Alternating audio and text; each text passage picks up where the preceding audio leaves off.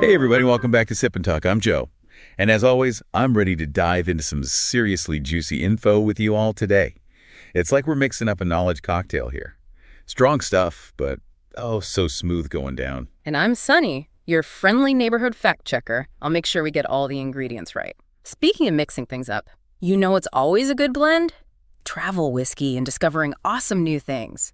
You have to check out our friend Mickey's YouTube channel, Mickey to Life. Yeah, Mickey's the best. He's always got something cool going on. Welcome back to Sip and Talk, everyone. Good morning, good afternoon, good evening, whatever time zone you are tuning in from. Grab your mug, Sip and Talkers. I've got my extremely strong dark roast right here. And I am armed with my usual iced latte, so I am ready to go. You are definitely going to need the caffeine for this one because, man, I was looking at our back-end analytics yesterday, and the numbers are just completely wild right now. Oh, yeah, like vertical takeoff kind of numbers. Exactly. Yeah. Ever since we started mixing, hard economic analysis with this whole tech Cold War dynamic, people are just swarming the show, which tells us what exactly? Well, I mean, it tells us that even though people complain about boring numbers and dry foreign policy, at the end of the day, everybody is just low-key terrified about their wallets. Right. They want to see two Americans sit down and actually try to untangle all this massive great power chess stuff because it trickles down to their bank accounts. 100%. The crowd has spoken. So today, we are giving you a supersized, no extra charge deep dive. Now, on the last show, we kind of joked around about doing a live broadcast from Pyongyang, which people seem to think was pretty funny. Yeah, but North Korea is the absolute extreme endpoint of total authoritarianism. We covered that trend already. Yeah, if you missed that one, go scroll back and find it, because today we are focusing on a very different kind of control.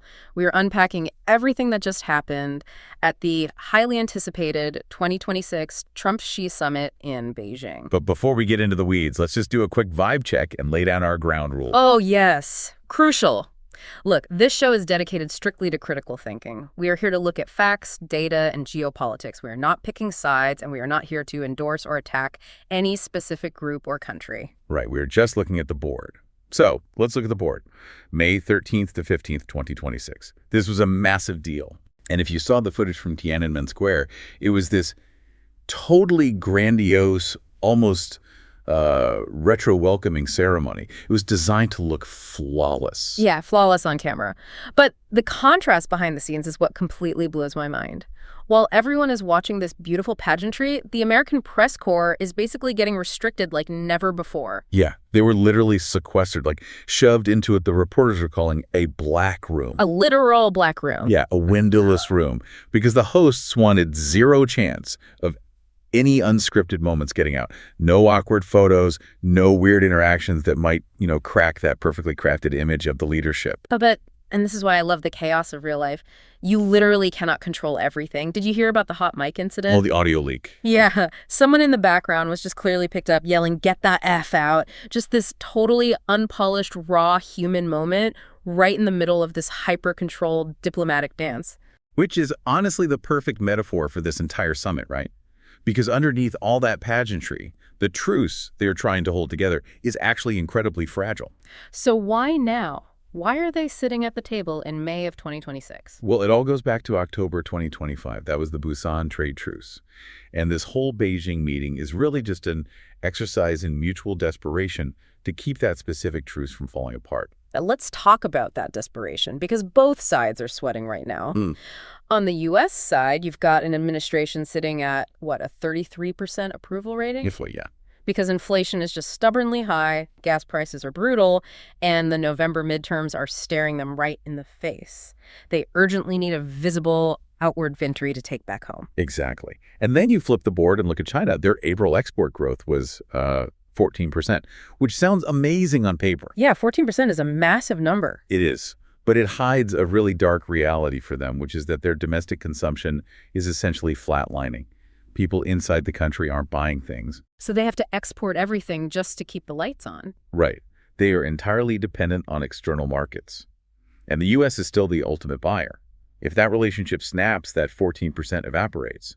So they both desperately need this to work. Which brings up the weird chemistry between these two leaders, because Trump's negotiating style is just, it's so transactional. Highly transactional. Right. He operates exactly like a flashy real estate developer. It's like, look, as long as you buy a fleet of Boeing planes and maybe a mountain of soybeans, and you let me walk away looking like a winner on TV, we can totally negotiate these tariffs. Yeah. Whereas Xi is coming at it from an institutional long-term stability angle. And what did that actually produce? Like, what's the actual result of this real estate pitch meeting?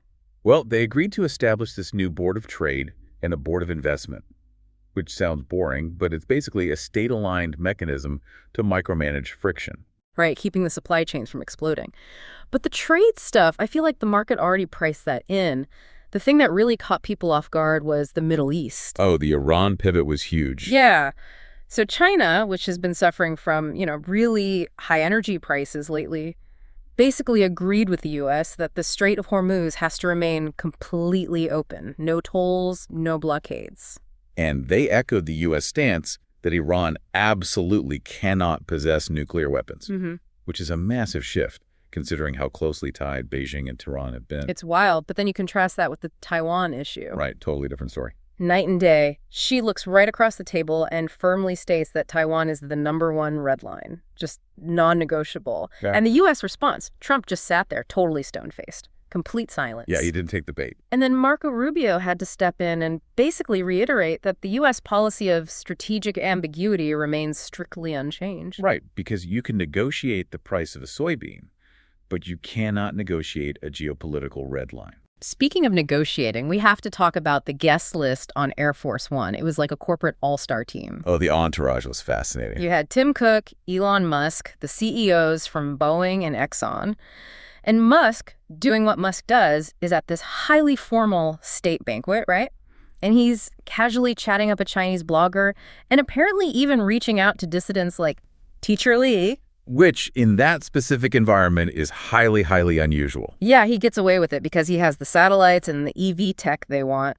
Which brings us to this massive $150 billion rumor floating around the tech scene right now. Oh, man. Let's get into this. So the rumor is that the U.S. might actually approve $150 billion worth of NVIDIA H200 chips to be sold to Chinese tech giants. We're talking ByteDance, Tencent. Wait, really? After all this export control stuff, they might just open the floodgates for the H200s. Well, here is why. It is not just about microchips or profit margins anymore. It is about global survival. Because right now, the top Chinese domestic AI models, like DeepSeek, for example, they still heavily rely on U.S. hardware infrastructure to train their models. Right. If you cut them off completely, you force them to build a totally independent, dark ecosystem that you can't monitor. Ah, I see. So AI is literally sitting at the table as like a third negotiator. Yes. Both superpowers realize that if an AI goes rogue, it doesn't care about borders. So AI safety and governance have actually forced this really rare space for mutual consensus. That is insane. So they have to cooperate on the hardware just to make sure the software doesn't destroy everybody? Pretty much. Wow. Well, speaking of AI totally changing the software game, let's pivot from the geopolitical tech war to the consumer tech war, because Google is making a giant move. Oh, you mean the Chromebook thing? Yeah, Google is officially killing off the Chromebook. Wow. End of an era for schools everywhere. Right. But they are replacing it with what they're calling the Google Book, and they are going straight for the mid to high-end market to fight Windows and Mac directly. And the secret sauce there is the new OS. Yes, Aluminum OS. Aluminum OS. Okay, so break that down for the Sip&Talkers. What is it? So it's essentially a hardened Android core, but it is completely infused with their Gemini AI from the ground up. Yeah. They are phasing out Chrome OS entirely by 2034. But the craziest part of Aluminum OS is this feature called screen computer use.